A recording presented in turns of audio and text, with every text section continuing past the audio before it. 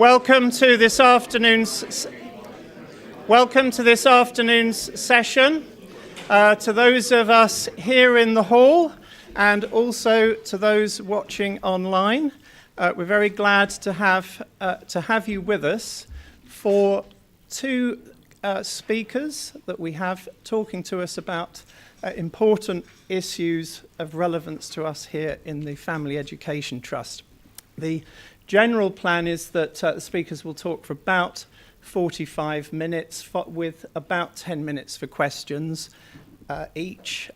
Obviously, we may have to adjust things depending on the timings, but that's the plan. If you are thinking of a question to ask those here in the room, I would advise try and make it a succinct one-sentence question if possible, not a speech, because obviously, given the limited time, we want to get as many questions in as possible. Our first speaker is going to be talking to us about the issue of gender ideology. This is something that has attracted the attention of lawmakers. Public institutions are increasingly having to take this into account. And of course, this is an issue that affects many families around the country and obviously parents, whatever angle we're interested in. Somehow this issue is going to touch on us at some time or another. So how well equipped do you feel, how well equipped do I feel to be able to engage in debate or discussion with other people? How well informed are we? Well, our speaker this afternoon, Sharon James, is qualified to speak to us on this subject. She has been researching on this, she's written about this, and we even have copies of her book on gender ideology available today here in the hall. So I'm very much looking forward to what she has to say. Sharon, we're delighted that you're able to be with us today and just to take out this time to educate us all on this topic. So let's give a very warm, rousing welcome now to Sharon James as she talks to us on the subject of how radical gender ideology cheats our children. Over to you, Sharon.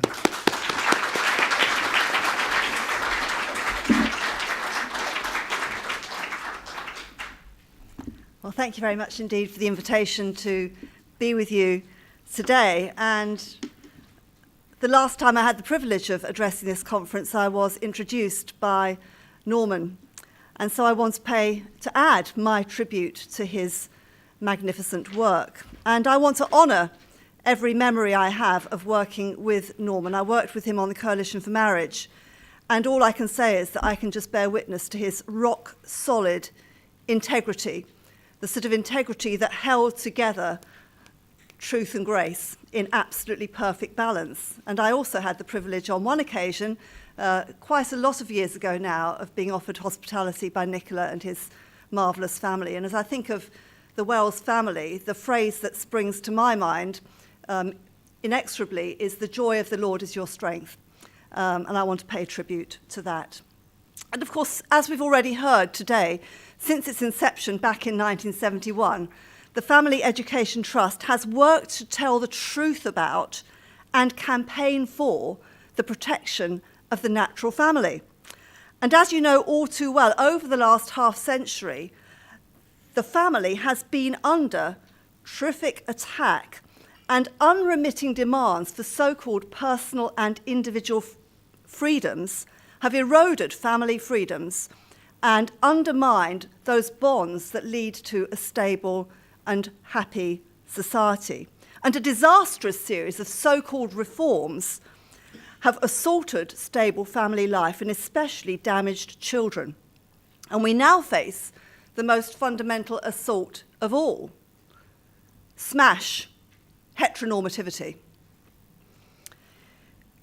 In June 2018, Trent College, an independent school near Nottingham with a Protestant and evangelical Church of England ethos, supposedly, invited Ellie Barnes, leader of Educate and Celebrate, to address the staff. And she encouraged the gathered staff to join her in chanting, "Smash heteronormativity," i.e., Smash the idea that families are made up of mother, father, children. Smash the family. And in the ongoing war against the natural family, the current strategy is to exploit children. Use a fictitious theory, gender theory, create a new fictitious class of trans children, but then turn them against their own bodies, turn them against their own parents, the people who usually care for them most in all the world, award them the ultimate victim status, and then that means that nobody, not even their parents, can question their demands. So today, an 11-year-old might arrive home from school in the afternoon and say, "Mum, I'm pansexual and transgender." And to question that child would be viewed as bigoted and regressive. And all too many parents, professionals have been swept along into allowing children and teens to be used as guinea pigs in a vast, untested medical experiment. In an age where there's fury about animal experimentation, some don't blink at the idea of sterilising and mutilating healthy young bodies. And those who protest face ridicule, opposition, even police intervention. Gender ideology is the culmination in the attack on the natural family, and it's a wholesale assault on the most vulnerable members of our society, our children. Now, before I go further, we must, of course, make a distinction between two very different groups. On the one hand, there are a small number of people who genuinely suffer with acute and agonizing gender dysphoria, an overwhelming sense of unease with one's own body. On the other hand, there are the activists. Those who struggle with gender dysphoria, who may or may not have transitioned, don't necessarily promote gender ideology. They don't necessarily support what the activists are doing. For example, in the current issue of Family Education Trust Bulletin, some of you may have read the testimony there, written by Debbie Hayton. Now, Debbie writes of being a boy, but desperately wanting to be a girl, and ultimately describes the realization that transition was and is only a palliative attempt to remedy terrible psychological distress. And insists, quote, "We can never change sex," and is utterly opposed to using children as political pawns in the push to promote gender ideology. I quote, "Transsexuals like me look in horror at what looks like a recruitment drive among the very young. Children are victims of this gender ideology, and they're being irredeemably harmed. It is not good enough for politicians and policymakers to sit on the fence and hope it goes away. This trans activist movement operates with a sense of entitlement and impunity. It needs to be stopped. The consequences for those of us standing in its way, are profound. Our reputations have been attacked and careers have been blighted, but we speak up because we care about the children," end quote. Now, I've been asked to address this subject this afternoon because the Family Education Trust cares passionately about child protection, and so do I. And we're going to look this afternoon, firstly, at the truth about children, secondly, the lie of gender ideology, thirdly, how gender ideology cheats our children, and then finally, a few words about how to respond. The truth about children. The first basic truth about children is that they are boys or girls. When a baby is born, the first thing you say, is it a boy or a girl? Yes, a tiny number of infants suffer from hormonal or genetic disorders which affect sexual development, but those vanishingly rare exceptions are routinely inflated and exploited by campaigners. I know and you know that children are either boys or girls. And children should be taught about the wonder of the human body, that a male and female, when united, have that wondrous capacity to create new life. And I would give a shout out for the great resources produced by Lovewise to teach children about this in an age-appropriate way. And despite the current cultural onslaught on the beauty of sexual complementarity, it's testimony to the miracle of our creation design, isn't it, that we still see so many great men exercising masculinity for the good of others, and so many great women exercising femininity for the good of others. Masculinity, strong and serving. Femininity, strong and serving. But they are not the same. Second truth about children. Until puberty, children are not sexualized, or shouldn't be, and their natural innocence should be protected. Sigmund Freud wrongly read adult desire backwards into the life of the child and destroyed the notion of childish innocence. And one of the most appalling effects of the sexual revolution has been the spread of the notion that children have the right to sexual expression and pleasure. And then came the insistence that they should be informed of this so-called right by means of explicit sex education from a very young age. But the explicit sharing of information about sex to children, such as that included in much sex education, is itself a form of abuse. The sexual innocence of children should be protected without exception. And then the third basic truth about children is that they believe what you tell them. Little children are by definition childish, immature, gullible, credulous. That makes them beautifully, delightfully trusting, and terrifyingly, heart-stoppingly vulnerable. They need to be protected from exploitation. And most often, the adults who would literally throw themselves under a bus to protect the children are their own parents. Even despite the all-out assault on the family, you still get myriads of mums and dads who, for example, willingly spend night after night after night in hospital beside their own children. They're desperate to protect their children from pain, from sickness, accidents, or abuse. But today, hundreds of thousands of decent parents who would never dream of opening the front door of their house to violent predators, often without realizing it, are missing the fact that by means of peer contagion, social media, activist indoctrination in schools, their own children's minds are being opened to a deception that has the potential to ruin their lives and alienate them from those who love them most. So we have to turn now to the lie of gender ideology. Some nursery schools read the little children a book called The Gender Fairy. And it says, quote, "Only you know whether you are a boy or a girl. Nobody can tell you," end quote. And the author hopes that it will give children the confidence to choose their own gender identity. Now, such books and many others like them are in effect textbooks for gender ideology, but they're fairy stories, and so is gender ideology. So what is it? Well, one LGBT group tells young people, quote, "Everyone has a gender identity. This is the gender that someone feels they are. It might be the same as the gender they were given as a baby, but it might not be. They might feel like they are a different gender, or they might not feel like a boy or a girl," end quote. Did you note there the focus on feeling? Not truth, not science, not reason, feeling. In a therapeutic society, we increasingly find personal feeling trumping all else. But gender ideology is based on 4 false claims, and it's constructed and enforced a false vocabulary. False claim number 1, binary is bad. No, I'm sorry, the human race is made up of male and female people. And the word binary simply means relating to 2.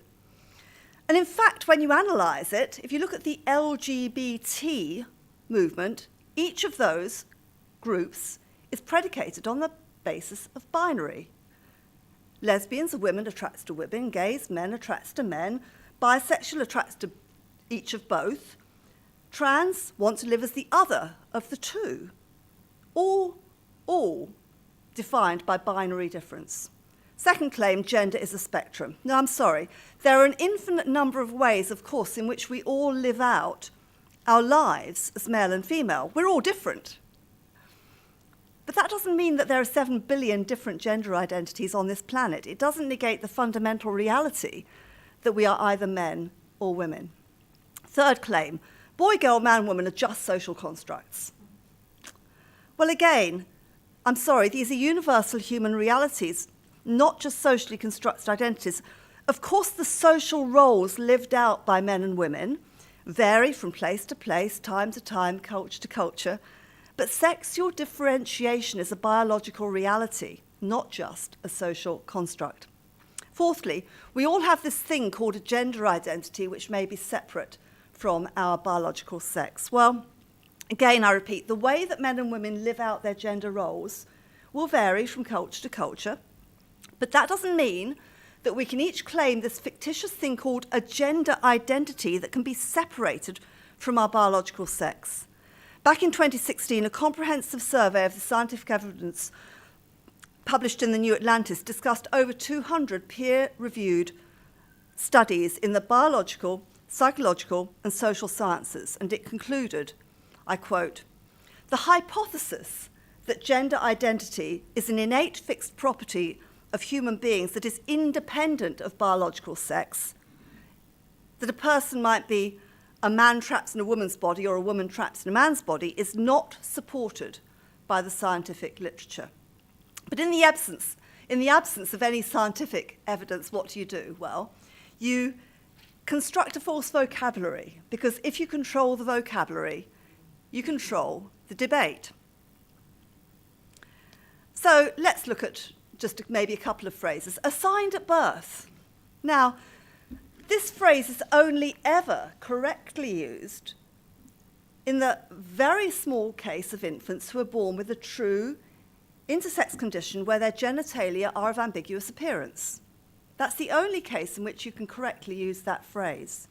Using this phrase for normal, healthy children is utterly ridiculous. It conjures up this picture, doesn't it, of this sinister midwife maliciously and randomly pulling out a random label and sticking it on this innocent infant.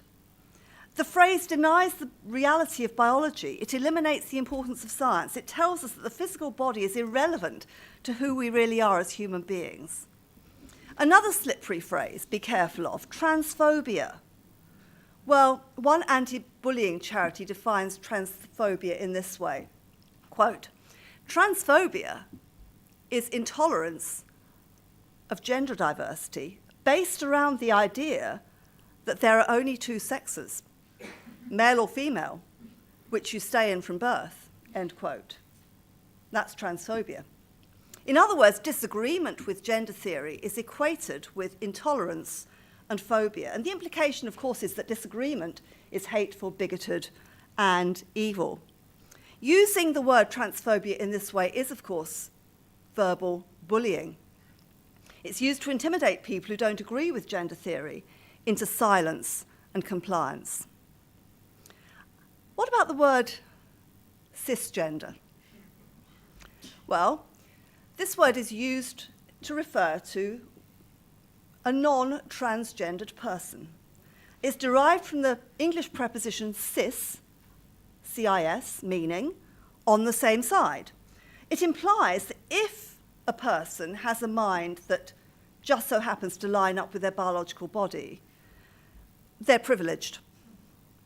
Using this term buys into the lie that there is a divide between our biological sex and our so-called gender identity. And of course, it's part of the much bigger, wider narrative that wrongly divides the whole of humanity into oppressor classes or victim classes. And in this case, the privileged class are deemed to be those whose mind and body line up.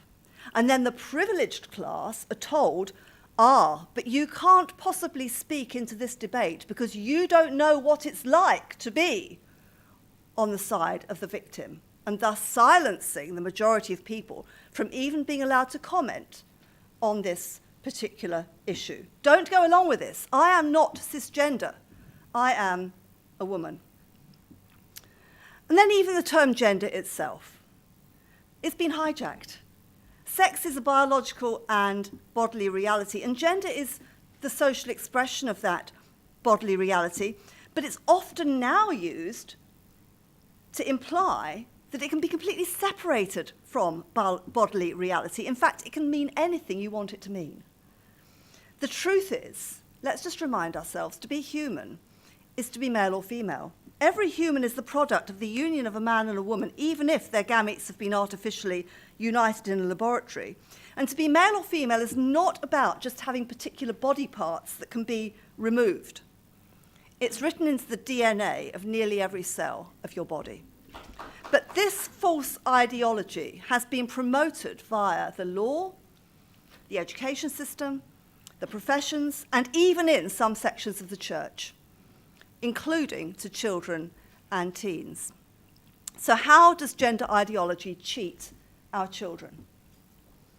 Well, we just need to think for a few minutes about how children are being exposed to this lie.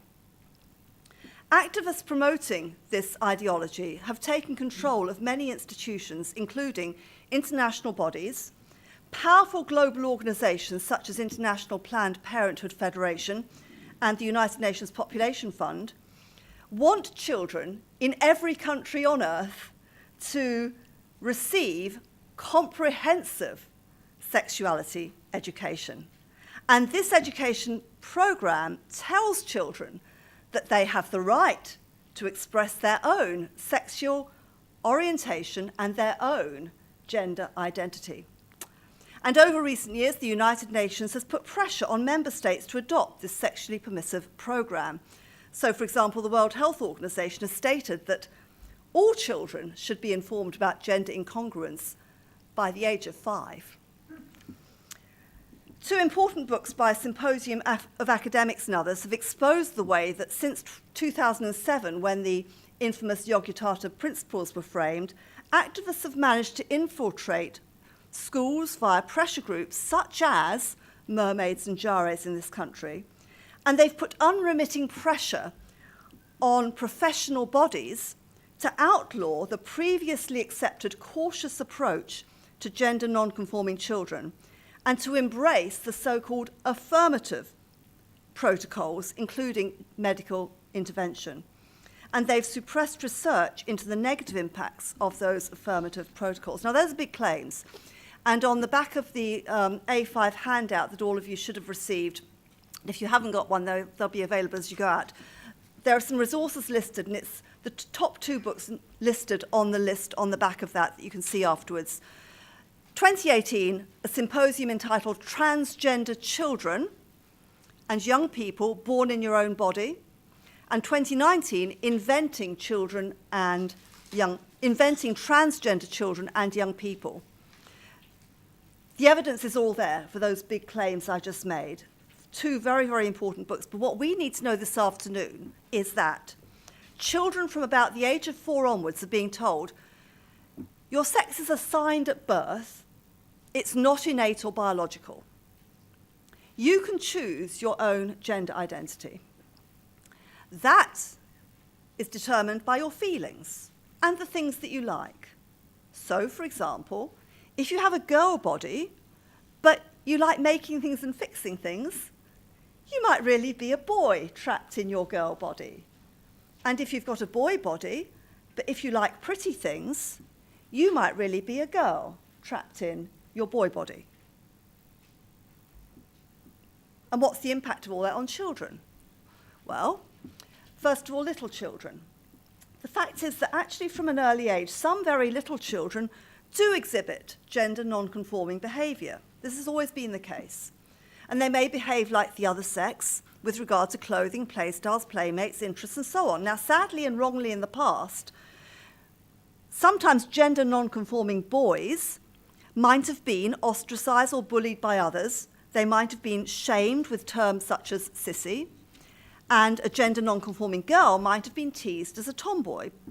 Those children might be unhappy with their birth sex. Some might even assert that they are the other sex and believe that they've been given the wrong body. But you know and I know that there is a totally safe and natural way of dealing with that, and it's simply called puberty. When gender non-conforming children are not encouraged to identify as the opposite sex, the great majority of them Now, figures vary between 60 at the very lowest and 90 at the top, but the great majority of them ultimately adjust to their birth sex once puberty has occurred, and that's why in the past the correct protocol was called watchful waiting. But now, in response to activists, there's an increasing tendency to insist that such children should be allowed, if they wish, to, quote, socially transition, adopting the name, pronouns, clothes, hairstyle of the opposite sex, allowing the child to use the toilet, other facilities of the opposite sex, and some children find that they are celebrated and praised for doing this. And when social transition is permitted, the child's dysphoria will almost certainly persist. And that's because those who socially transition almost invariably then demand puberty blockers, thus denying themselves nature's own remedy for dysphoria. And then those who prescribe puberty blockers almost invariably go on to be given cross-sex hormones. Now, there are encouraging signs of pushback on this, aren't there? Really encouraging signs of pushback on this, including the exposure of malpractice at the Tavistock Clinic here in London, the High Court judgment in the Kira Bell case in December 2020, at which the judges ruled that underage children are unlikely ever to understand life-changing impact of puberty blockers. But that's children. What about the impact of gender ideology on adolescents? As well as young children, in recent years, a growing number of adolescents who have not previously demonstrated any gender nonconformity experience what has been described by some as rapid onset gender dysphoria, ROGD. Now, this seems mostly now, but not always, to occur among girls. The number being referred to for gender treatment has increased by, these are the most conservative figures, more than 1,000% in the United States and more than 3,000% here in the UK. And clinics in other Western countries report similar increases. Now, this sometimes seems to come from absolutely nowhere, and parents are bewildered. The first major study of this was conducted back in 2018 by Lisa Lippman. She found that adolescents experiencing ROGD tended to belong either to a group of friends in which multiple or even all members suddenly became transgender identified around the same time, or these adolescents were immersed in social media, or both. And she described this as social contagion. A peer group, either virtual or real, fosters the mutual belief that all of the fairly normal anxieties and angst and griefs of being a teenager are caused by being transgender, and that transition will provide a solution for those fears and anxieties. Now, even a cursory trawl through social media websites such as Tumblr reveals a whole array of heartbreaking posts evidencing deep self-hatred, coupled with a naive confidence that transition will lead to acceptance by peers and internal peace. And one can see the angst and agony of such youngsters shamelessly exploited by commercial providers, such as those marketing products, such as binders, breast binders. And in this environment, young people learn what to say and what to demand from others, especially online. They're told by trans-affirming peers that any adults, particularly parents, who resist their claims or resist their demands are transphobic. There's a sense that the world is divided between us, those who understand trans issues, and them, the enemy, who definitely don't. There's every encouragement to cut ties with biological family and any others who don't endorse the demand for transition. They're told that young people who aren't allowed to transition will almost inevitably commit suicide. Misleading suicide statistics are spread around, and then worried parents are terrified into acquiescence and say, but I want a happy daughter, not a dead son. And there's mutual pressure in these groups to demand hormone treatments. Increasing numbers of girls are binding their breasts. When they start developing, boys may seek to conceal their genitals. Around the age of 16, cross-sex hormones may be given, and over in the States, girls may be able to have a double mastectomy at even a fairly young age. But now, of course, as you know and I know, we are hearing an increasing number of testimonies from so-called desisters. So Sarah, for example, a 19-year-old living in the Midwest of America, between the ages of 14 and 16, Sarah insisted that she be addressed as a boy. She hated her mum for resisting her claims. She accused mum of dead-naming her, calling her by her female name. She was furious that her mum didn't buy her breast binders or allow her to take hormones. She continually posted online about how abusive her family was. But now Sarah realizes, of course, she was never a boy. She was dissatisfied with the stereotypes, expectations, and constraints of being a girl. And she writes, "Teen girls are taught to hate everything about themselves. None of us can win. Even the thinnest, most clear-skinned, prettiest of girls finds an enemy when she looks in the mirror." And she's so glad now that her mum resisted her demands, but for 2 years she hated her mum. The tragedy is, of course, that so many parents are intimidated in going along with a lie, not least because of blackmail, because of threats of suicide. So over in the United States, as many of you will know, there was a program aired recently, 60 Minutes, which did feature some desisters. And this was a landmark moment, really. I believe one of the first moments that mainstream media in America had even allowed the testimony of sex change regret desisters. And one of those desisters was Grace. As a 13-year-old, Grace got immersed in Tumblr. She was going through deep depression, profound anxiety. She found refuge in incessant internet usage. Looking back, she describes very clearly how children and young people are told that they will only be truly themselves and truly fulfilled if they find or discover their real, authentic, individual gender identity. And she says they're all being set off on this quest. They have to reach the entirely fictitious and imaginary holy grail of this unique gender identity. Grace describes this as an info hazard, a false claim, but once you get fixated on it, it destroys you. Looking back, she can just see the damage that did to her and to her peers.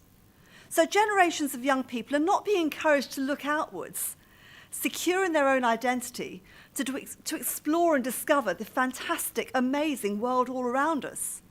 They're trapped on a futile inner quest. Grace describes it as endless rumination, compulsively self-absorbed, endlessly comparing themselves to others on that same quest.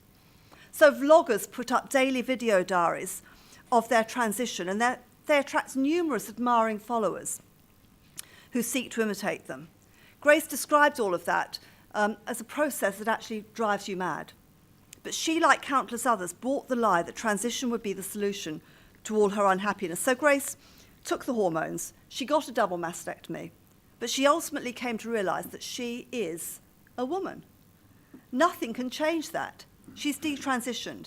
She leads a support group for detransitioners, and she is a powerful voice for truth. Now, women like Grace and Kira Bell go down the path of life-changing treatments and find out too late that they were sold a lie. But children and young people are still being told that lie. A father whose daughter has been caught up in the lie writes, quote, "Transgender ideology is still marching into schools disguised as LGBT acceptance. Kids with perfectly normal confusion about bodies and gender are being dragged onto a conveyor belt of affirmation, blockers, cross-sex hormones, and surgery." And there are many, many other tragic accounts. I'd strongly recommend the compelling book written recently by American journalist Abigail Schreier. Plenty of copies, I think, on the bookstall, Irreversible Damage. For children and young people who transition, there are lasting physical, emotional, mental, and spiritual harms. Not least for many of them, they might be robbed of their future prospects of motherhood or fatherhood. But they've also been robbed, haven't they, of their need for responsible adults to restrain their immaturity. In what other area would we allow children below the age of consent the freedom to make such life-changing decisions? In what other medical field is self-diagnosis the ground for prescription of medication or referral to radical surgery? And it's a tragedy that many children and young people now are actually denied, robbed, proper diagnosis and treatment of other serious underlying mental health conditions. David Bell, former consultant psychiatrist at the Tavistock and Portman Clinic, writes, quote, "Overburdened child mental health services are stretched to breaking point. Any mention of gender dysphoria results in referral to specialist gender services, but in the process, complex disorders, now filtered through the prism of gender, can be left completely unaddressed. This leads to a damaging foreclosure, shutting down of the ordinary turbulence and confusion of adolescence." In other words, all of those adolescent struggles are just bundled into a package called gender dysphoria and sent off for treatment, as if you can just solve everything that way. So as well as the normal anxieties associated with adolescence, there are an increasing number of youngsters suffering a range of mental health issues, some related, I have to say, to the increasing pornification of our culture. But whatever the issue, youngsters may be assured, especially by online influencers, that transition is the magic fix. It will solve everything. Underlying comorbid conditions are not addressed, but they don't go away, and they're not solved by transition. In fact, they're likely made worse. One study, I think hidden away by the Tavistock Clinic, showed that mental health outcomes for youngsters were worse, not better, after transition. But gender ideology isn't just affecting those children and young people who undergo transition. It's actually cheating all of our children. Stephanie Davis-Arrive, Transgender Trend, writes, "What we've been witnessing is not only a medical experiment on some children, but a psychological experiment on all children's minds." Firstly, children now are being robbed of the security of objective reality and the security of knowing their own identity. Biological sex is the most fundamental physical and natural reality of all. Male-female differences are not merely performances. They're not just random biological accidents, they're integral to our humanity. Manhood and womanhood are good gifts to be respected and valued. And so we sow confusion and ignorance if we tell innocent children that they can't trust the evidence of their own eyes. They can never know if somebody really is a man or really is a woman. Children need security in who they are and who others are. Back in 2017, a primary school in California conducted a transition ceremony for a so-called transgender 5-year-old. The teacher read the class 2 books, I Am Jazz and The Red Crayon, and then a male student, little boy, left the class dressed as a boy and returned a few moments later dressed as a girl. And the teacher introduced their new classmate to the class, explaining that he was now a she, who had a new name, and that all her classmates should address her using the pronouns she and her and by her new name in future. Not surprisingly, some of the girls found that ceremony deeply upsetting and went home, asking their mummies if they were now going to turn into boys, and other boys went home to their parents crying, I don't want to turn into a girl. The dignity of humanity is grounded in the reality that we are embodied beings. But we're teaching children to disrespect the human body, and that's actually to disrespect humanity. Children are growing up in a culture where they are cheated, robbed of a firm knowledge of science and truth, and very often in this case they're taught bad science or no science at all. One Jare's presentation for 11 to 14-year-olds says, quote, "It's the brain that tells you whether you're a boy or a girl," and gives an illustration of 2 brains, one with a pink dot and one with a blue dot.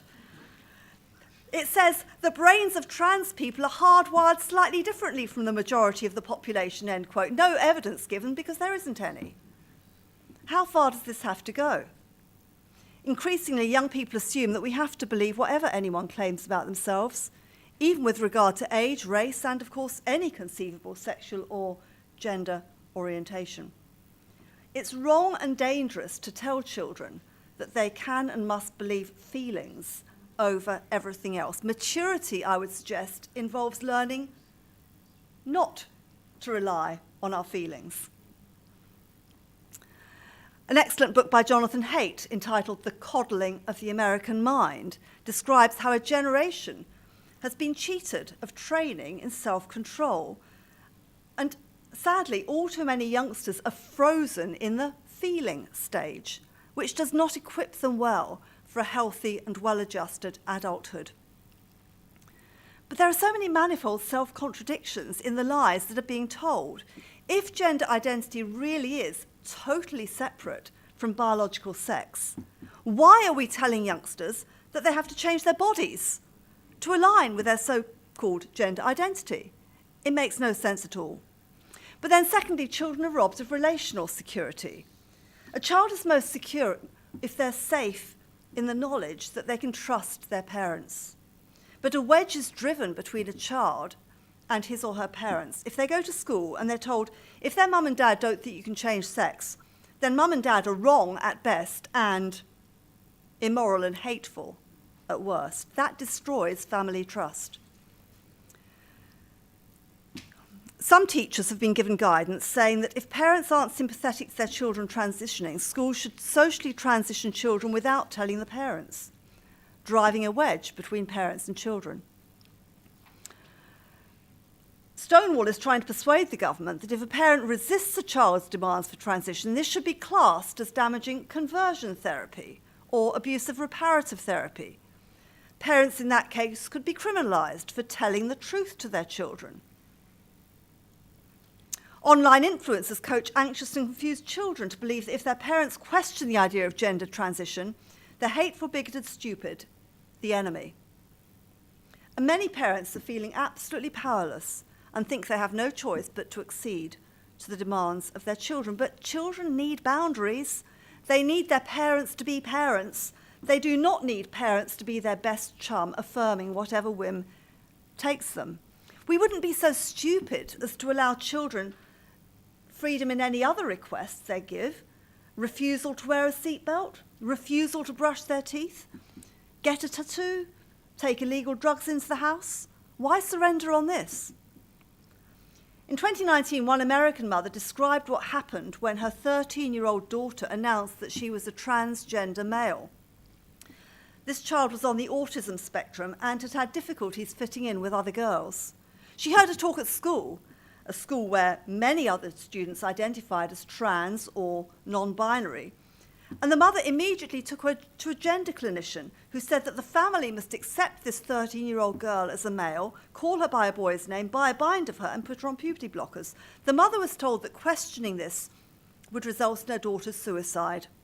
She said, quote, "We parents are ignored and vilified while our children are suffering in the name of inclusivity and acceptance." Another mother in America told how her daughter announced that she was trans after having spent a significant amount of time on the internet. Quote, "Her personality changed almost overnight. She went from being a sweet, loving girl to being a foul-mouthed, hateful, pansexual male. At age 16, my daughter ran away and reported to the Department of Child Services that she felt unsafe living at home because I refused to refer to her with male pronouns.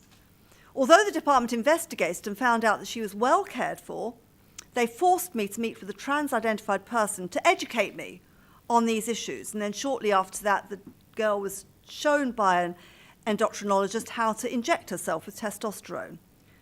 Mother goes on, quote, "My daughter then ran away to Oregon, where state law allowed her at the age of 17, without my consent or knowledge, to change her name and legal gender in court, undergo a double mastectomy and a radical hysterectomy.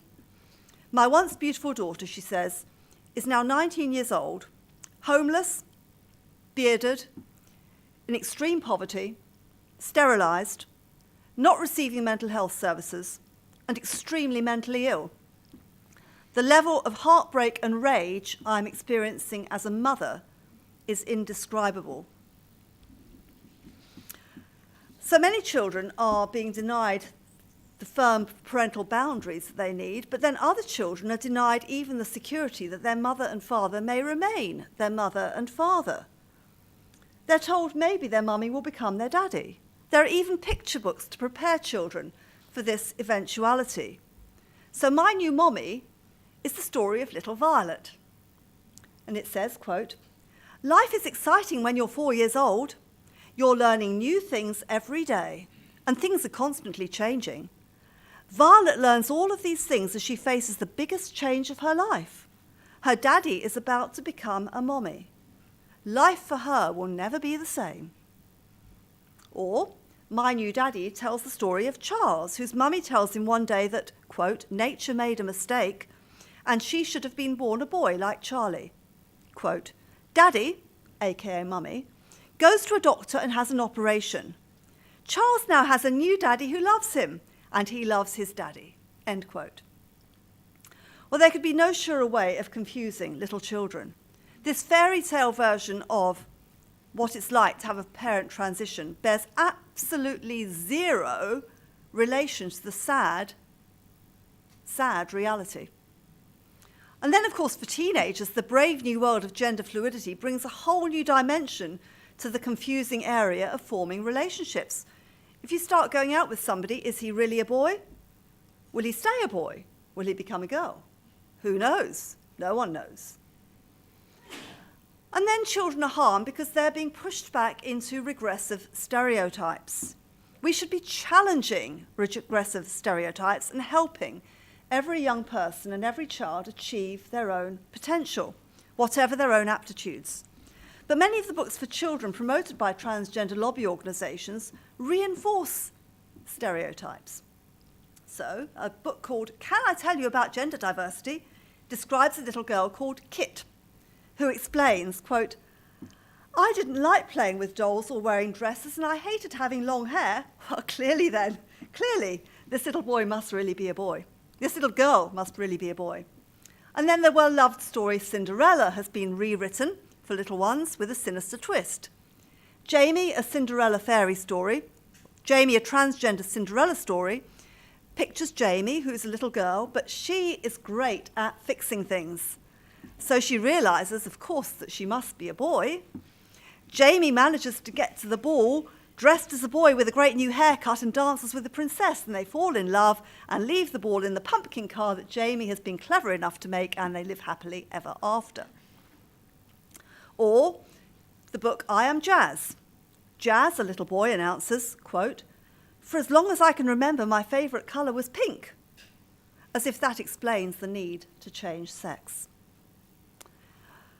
Moreover, these books given to children introduce and then reinforce this false category of cisgender, because it's inferred that cis means a willingness to conform to those old sexist stereotypes.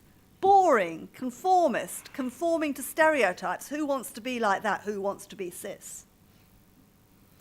And then as puberty hits, all too often, exposure to porn cements horrific sexualized images of so-called real men and real women.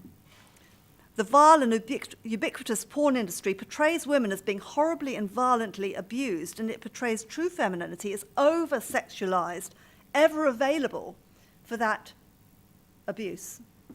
And in that sort of culture, what girl would want to grow up to be a woman? In Irreversible Damage, Abigail Schreier describes how after many conversations with teen girls, she found a common theme. She wrote, quote, "They flee womanhood like a house on fire, their minds fixed on escape, not on any particular destination. A common response is, I don't know exactly that I want to be a guy, I just know that I don't want to be a girl," end quote. And then, of course, masculinity is presented as toxic. Men are the oppressors. In such a culture, what boy would want to grow up to be a man? One dad, describing himself as a gender-critical dad, writes, quote, "Trans activism is a form of bullying. If you're not a porn culture straight, a proper boy's boy or girly girl, you must be defective, in need of fixing by reclassification, drugs, or a scalpel." And then briefly, children are being denied the right, aren't they, to privacy and safety. Stephanie Davis-Sarai and Susan Matthews write, insisting on mixed-sex toilets, changing rooms, sleeping accommodation, denies children their right to privacy from the opposite sex. It puts girls at risk and undermines basic safeguarding.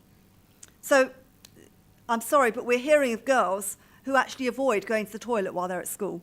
They're reluctant to use facilities they might be sharing with boys. That's a health risk. Other girls have to compete against biological males in contact sports.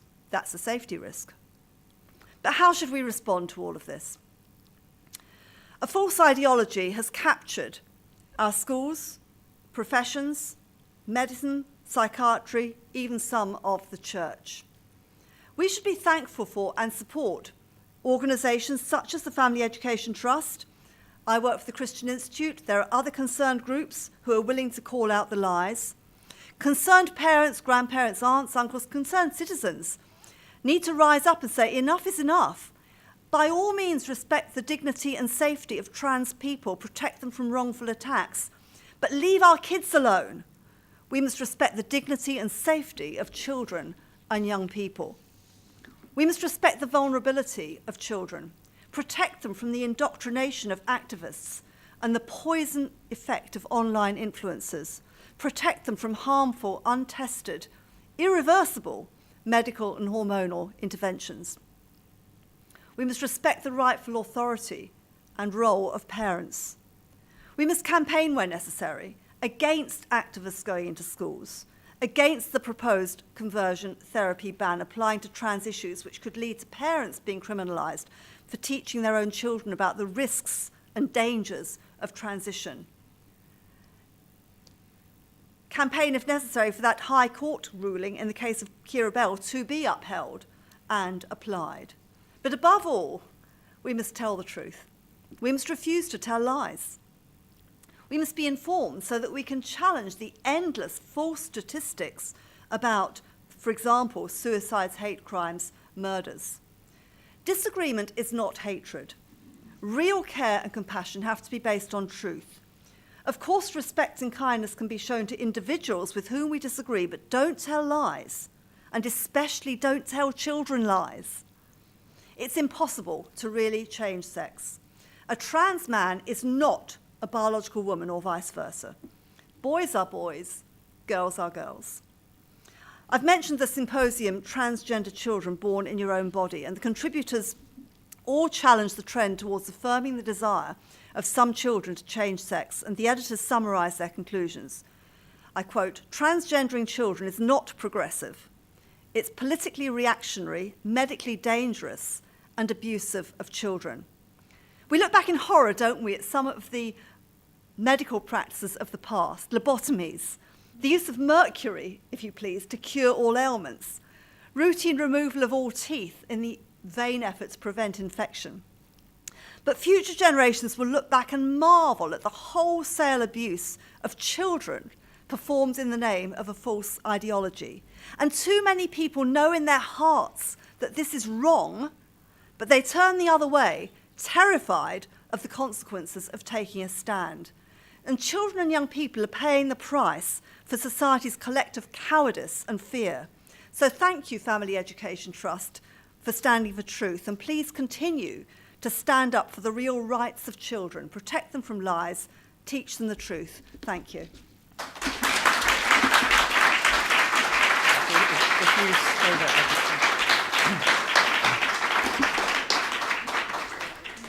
Thank you, Sharon. That was a very thorough examination of the issues around gender ideology, and we'll be saying thank you to you more fully later on.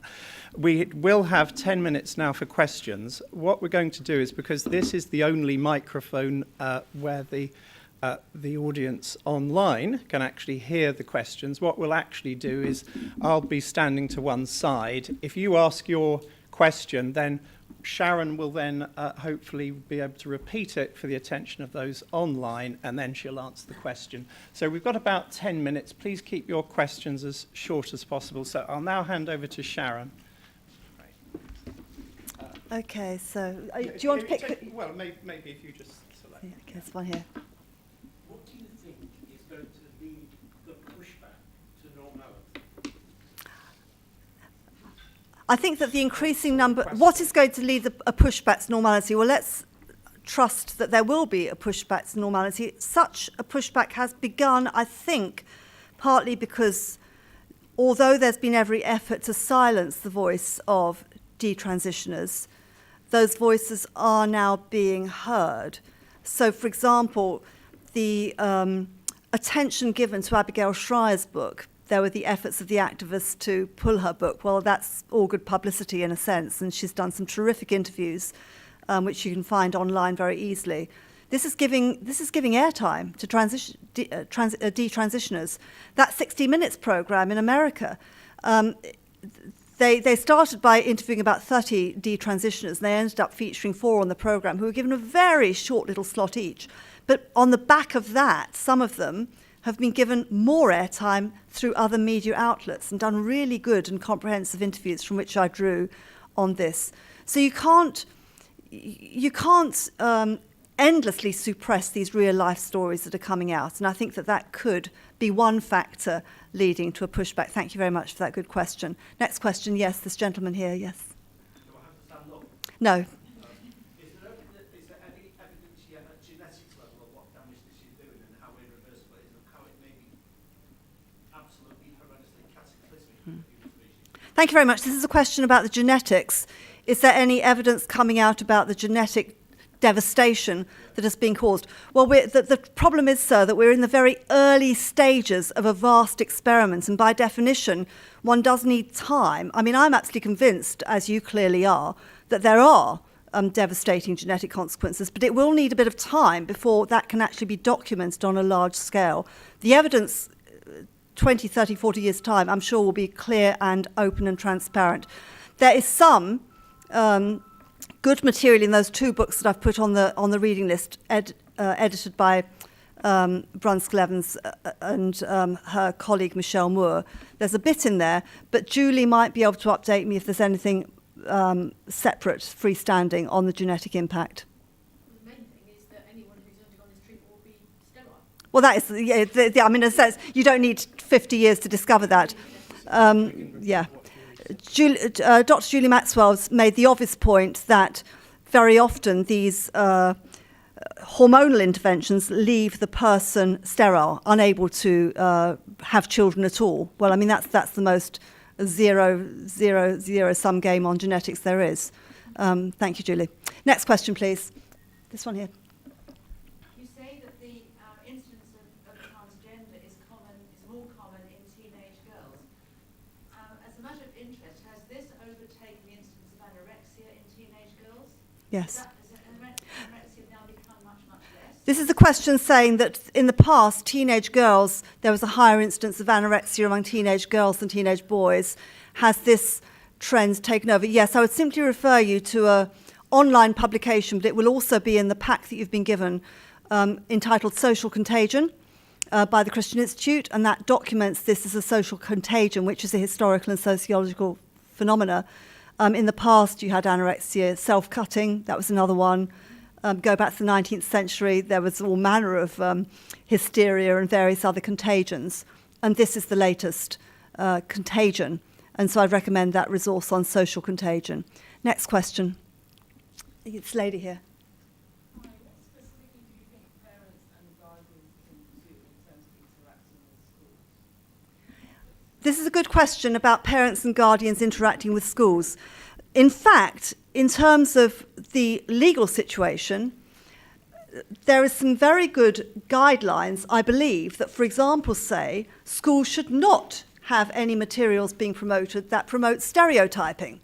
Well, I'm afraid that when you examine some of these books that have been put out by the activist group, they're doing nothing but promoting stereotyping. So one does not have to use specifically faith-based arguments or anything like that, but just use the guidance that's there and say this, if your child is being given those resources, this contravenes that guidance. The Family Education Trust, as we heard this morning from Pierre's, has been doing really good research on what's happening in schools, so you could ask them. At the Christian Institute, we have an education officer who is every day advising parents, and I'd recommend our Christian Institute resource, Equipped for Equality, which says what parents need to know about what schools can do, can't do, shouldn't do. So there are resources there. Christian Concern also could advise on that. I think that in many cases, schools are so anxious about ticking the anti-bullying box, that they're wrongly opening the door to activist organisations that when you examine the small print of the guidance, they shouldn't actually be allowing in. So it's just a question of finding out what's happening, finding out what the legal situation actually is, getting advice where possible, and then engaging in a very courteous and a positive and constructive way if you can. Thank you for that question. There's a question near the back there, yes. How many children are genuine, or other people are genuinely suffer from gender dysphoria? Okay, this is a question, how many genuinely suffer from gender dysphoria? Now, in a sense, it's impossible to know, but the book that was mentioned this morning by Lucy, I think, Material Girl by Kathleen Stock, that gives the very most latest statistics. Kathleen points out that so far in the UK, only 5,000 people or so, maybe a few more, have applied for a gender recognition certificate. Well, I mean, that's quite a small number. Stonewall recommends that there are 600,000 transgender people in the UK. If you look at the numbers seeking help, then from 2009 to 2019, the number of boys seeking help from the NHS Gender Identity Development Service went up by 1,460% from just a handful to a few hundred, and the girls was a much bigger thing. So, I mean, those later explosions in figures point to social contagion, as I've already mentioned. In terms of true gender dysphoria, where it happens, I have no question but that it is a very, very painful, acute and challenging condition. I'm not in any way belittling that. But what I have been arguing is that in the name of compassion for a small number of genuinely conflicted people, I believe activists are now using children as political pawns. And the interesting thing is that in those two symposia I mentioned, you have transgender adults such as Miranda Yardley or indeed Debbie Hayton, as I already quoted, strongly objecting to the way that children are being used to effectively be human shields in this campaign. So Kathleen Stock, there are lots and lots of facts and figures in that book. It's not the most... Abigail Schra is a fantastically gripping read in terms of loads of anecdotes and stories. Kathleen Stock, she's an academic based at the University of Sussex. It's a more facts and figures book, but you'll find lots of facts and figures in there. Question over here, sir. Do you feel that the Gender Recognition Act of 2004 was where this all started, and therefore do you think that should be repealed? A question about the Gender Recognition Act. The Gender Recognition Act in 2004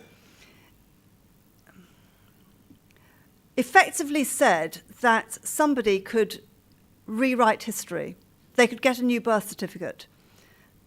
History could then say that a woman had been born as a boy. Now, in what other category or discipline is one allowed to falsify historical documents? I'm a historian by training. You don't go around just Tipp-Exing over historical documents and writing something else. This is a good question, and I think that was the beginning of legalising what I believe to be a lie. I won't go any further, but thank you for at least highlighting that. Was at the beginning, this ideology goes an awful way long further than that. Gabrielle Koubé, Global Sexual Revolution, do look at that. But this brought into law the enshrining of a lie, pretending that a man can become a woman and vice versa. I think we have time for one more question. Should we take that gentleman in the middle there? Even though this is definitely the most shocking of these revolutionary movements, if you like, I think we can see it's part of a longer-term pattern where you have critical race theory, radical feminism, the homosexual, essentially victimization. Do you have any sense of who might be, we could call these proxy warriors, if you like, in a greater culture war? Who do you think might be enabling this particular ideology, if we consider that the frontline people are the proxy warriors, if you like? Okay, this is a question addressing the broader, deeper, bigger cultural context of, I mentioned in the talk, dividing all of humanity into victims and oppressors, and then saying that if you are in a victim class, that if you don't have privilege, you are then not allowed to comment on whatever particular issue it is. And so whether you look at radical feminism, whether you look at gender ideology, critical race theory, these are all just symptoms of that deeper malaise of critical theory. And I genuinely cannot answer your question because I don't know. The answer to your question is I do not know. I know there is a problem. I know that critical theory is a virus which, if it is unchecked, destroys civilization, because if you can't know that words mean what they say they are, if there is no truth, on what basis can you construct a civilization? So I know what the problem is, but I think you were trying to say who is behind actually using children as pawns in this particular game. I have my own ideas. But all I will say is, do read Gabrielle Kubi, The Global Sexual Revolution, because that's as close as I can come for a comprehensive textbook on some of the big global forces behind this, as well as the more local forces who are promoting it. One of the reasons I wrote my book, Gender Ideology, What Do We Need to Know, was actually that I knew that people would put off the length of Gabrielle Kubi, because it's a jolly big read. And my mission in life is to try and make things easy, because I like things easy. So I've summarised her findings in my little book. But if you want the real deal, go to her big book. Thank you very much, sir. We've had a question on the live stream as to whether you could share some of your reading list from this. Is that something that you... I'm sure I will ask Piers if just the handout, the A5 handout, can be put up on the website, perhaps. We'll see if that's technically possible. But thank you for that query from the live stream. Great. Thank you very much, Sharon.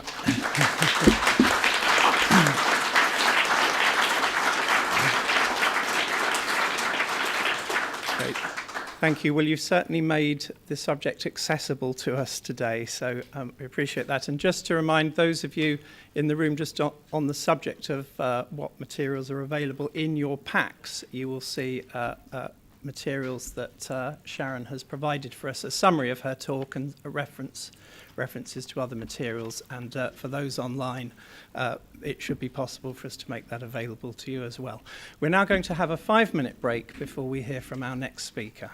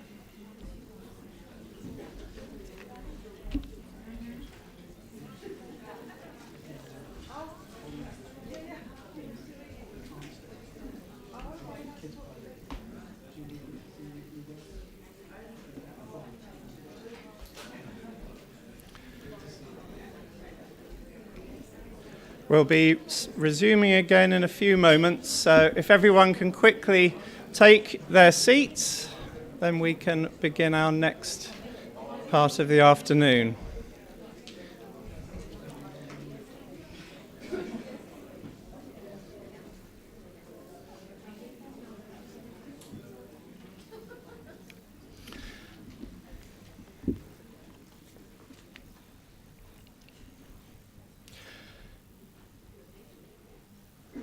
We'll hear now from our next speaker.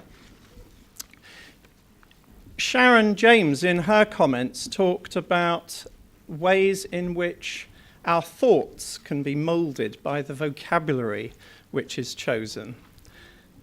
It's interesting that our next speaker will actually be touching on another way in which our thoughts can be shaped. The subjects that the media choose to cover, and the way that they cover them, those can affect the way in which arguments are shaped, won or lost, and those touch on issues which are very relevant to us all here in the Family Education Trust. Robin Aitken worked for many years at the BBC, and he's written a book about that, about his view of the BBC and how it is influencing the agenda. And he's here to talk to us on the wider subject of turning the tide, how to get a hearing from a hostile media. Robin, we're delighted that you've come here this afternoon to talk to us. He's travelled in from outside of London, and for those of us in the room, it's actually a pleasure not to be viewing somebody on a screen, but we've actually got some real live speakers here for us. So, Robin, we're delighted that you've come to share your insights and to just help our understanding, because if we can name what's going on, we can see it, and then we can know better how to respond to it and how to deal with that. So let's give a very warm welcome now to Robin as he comes and talks to us.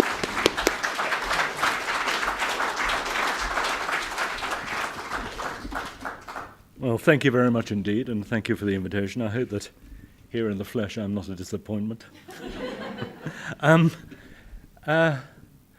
So I thought that I would begin by telling you I have a little bit of back history with Valerie Riches, and who I didn't know at the time she was connected with the Family Education Trust.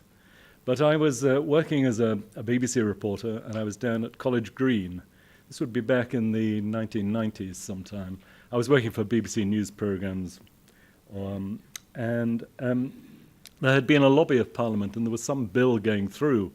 I think it was in connection with David Alton and an abortion bill, but I can't remember the exact details. Anyway, after it was all over and we were milling around, I bumped into Valerie and started to talk to her. And I was fully in sympathy with her view of the issue of the day. And she said to me how unusual it was to meet a BBC reporter, or indeed any reporter, who showed any sympathy for her viewpoint. Anyway, I continued my connection with Valerie, and indeed with her husband, because as it happens, they live near me in Oxford, and I became a trustee of the Family Publications, which was a little publishing house which put out books with a Christian message mainly. And I was a trustee of that until Dennis sadly died a few years ago and the thing folded. But I had a great deal of admiration for Valerie, because she was, it takes some courage, to stand up against the tide and say unpopular things. But one of the conversations that I had with her, a repeated conversation, was the difficulty of engaging with the media and getting the media to tell your side of the story. And this is something which is not just a problem for you, it's a problem for many groups, campaigning groups, who have a socially conservative agenda, because by and large, the media is not sympathetic. I'll just explain a little about my background just so you know where I'm coming from. I was in the BBC for 25 years. I left about 14, 15 years ago, so I'm a little out of touch now. But I joined up with the BBC, and I was very proud to do so because I had imbibed with my mother's milk that the BBC was the finest broadcaster in the world. And that was a view very common amongst the population at the time, I think. And I thought, I've got it made. Finally, I'm entering the hallowed portals. And that rather starry-eyed view of the BBC the scales took a while to drop from my eyes. But it became apparent to me through the course of my career with the BBC that the BBC is not what it says it is. I mean, the crucial thing about the BBC, its USP, if you like, is that it is an impartial organisation. The great fabrication is this, that because we all pay for the BBC, everyone has to have a television licence, and therefore everyone has a voice. This turns out paradoxically to be exactly the reverse of the truth, because the way the BBC is set up has guaranteed its independence, and that indeed was the whole purpose of having the licence fee in the first place. So the idea was that the BBC would not be a state broadcaster, it would not be under the control of politicians, and I think we can all see why that is a good and healthy idea in a democracy. It's a noble ideal. But the licence fee guarantees the BBC's independence. The trouble is, what has it done with that independence? The BBC has actually been hijacked in a way by a strand of thought, progressive thought, which now makes it, in my view, a battering ram for one side of the argument. And that side of the argument is what is termed progressive. Although when I look at the society we now inhabit, a society which has been moulded and formed like clay on the potter's wheel, it's been moulded, and it now espouses so-called progressive values. But what are these progressive values, and how is it progress?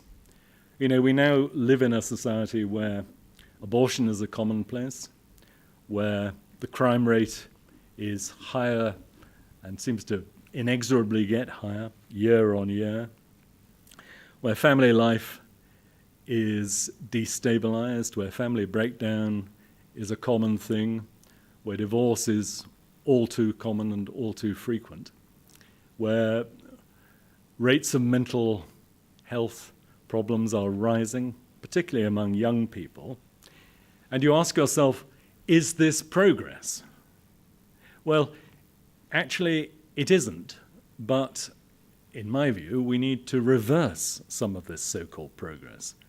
The problem is, how do we go about doing that? The one area where we can say there has been definite progress is in a material sense. And I don't decry that, because there's nothing great about poverty.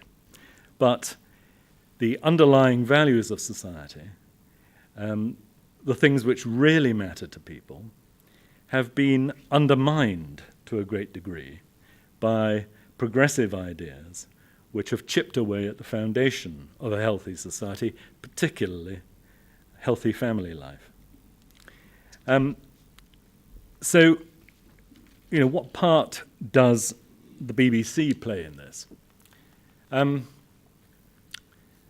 BBC's cultural reach is greater and longer than that of any other organisation in the country.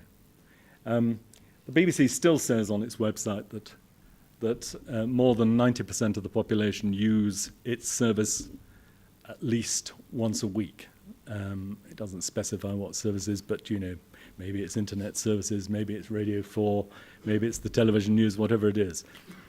When you think about it, that is an astonishing statistic, and one which tells you the sort of impact that the BBC is having on society.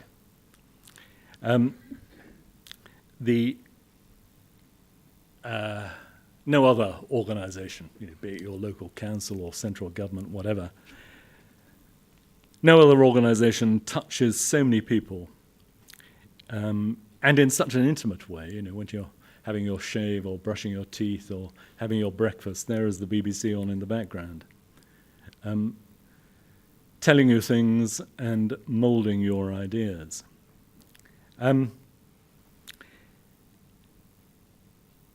So, what is the nature of the BBC, and who are the people who man it?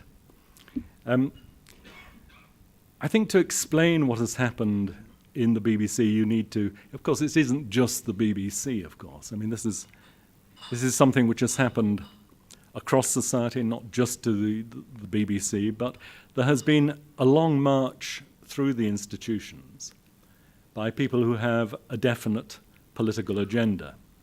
And these people call themselves progressives.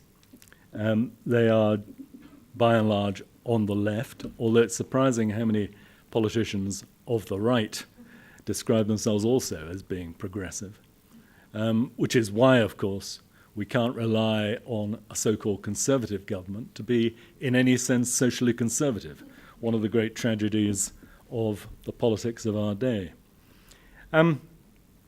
I think the answer to why there was such a radical change in the BBC during the 60s and 70s and 80s, the explanation is something to do with a generational change. I think that the war generation, the generation my parents belonged to, those people who had lived through the long years of war from 1914 to 1945, that period of time when war dominated everybody's thoughts, that generation, of course, had little choice but to exercise discipline and self-restraint, because it was imposed on them by the circumstances of history. When we got to the 60s, one of the paradoxes of the Cold War period is that was an extremely stable time in world history, because we had these two big antagonistic camps staring at each other across barbed wire right across the world. It sort of stabilized world conflicts. In fact, it was a period when, bar a few exceptions like the Vietnam War, for instance, but it was actually a peaceful time in many parts of the world, unusually so. And the generation which came after that wartime generation, of course, felt no need for that restraint.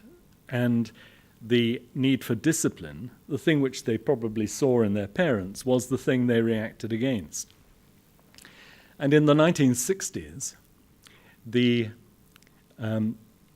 Great Revolution began, and we began to grant ourselves all sorts of liberties and freedoms which our parents had denied themselves. And often these were in the realm of personal life and personal relationships, so particularly in sexual relationships. Now, it isn't difficult, of course, to persuade people to adopt lifestyles which simply follow their own instincts. It isn't difficult to tell people that you will be a happier and more fulfilled person if you follow your sexual instincts and sleep with who you wish. The damage that does to stable family relationships is something which is the other side of the equation and not much talked about. The BBC, as I say, as many other organisations and walks of life, therefore had an intake of young people who were filled with these ideas and intoxicated by the new liberties which this generation promised itself. And throughout the 60s and the 70s and the 80s, right up to the the present day. The BBC has instinctively allied itself with any campaign which is transgressive. So if you take it, the abortion issue, one which Valerie Riches, for instance, was particularly interested. And as I say, that's when I first met her on a lobby of Parliament to do with that very issue. I don't think I have ever heard, certainly not in the past 20, 30 years, I have never heard a fair-minded discussion on the BBC about abortion. What I have often heard is reports about countries which, in their reactionary stupidity, have failed fully to implement the idea of abortion on demand. Just a few months ago, there was the question of extending abortion rights to Northern Ireland. And that was an issue where there was a clear question of democratic accountability. After all, the whole point of devolution is that the different parts of the United Kingdom should be able to make their own rules and regulations in certain areas of life. But that was not the line taken by the BBC. The line taken by the BBC was, why are these people in Northern Ireland being so tardy and reactionary about this thing which is an obvious good? And the tone of the coverage was laudatory. So it was, good old Parliament stepping in and correcting this obvious wrong. And the BBC does this, it lines up on these arguments almost without thinking. It's an absolutely instinctive response. Now, I should say something about my ex-colleagues. Many of them are very nice people. They tend to be very well-educated people. They tend to be middle-class people. They're very congenial people to work with, and the BBC is a very interesting place to work. But they have a curious blind spot, and it is that they do not see their views as political. The BBC tends to see its own position, which is born of its internal culture, as being something which is, as it were, value-free. It is a combination of, in their mind, decency and civilized values. So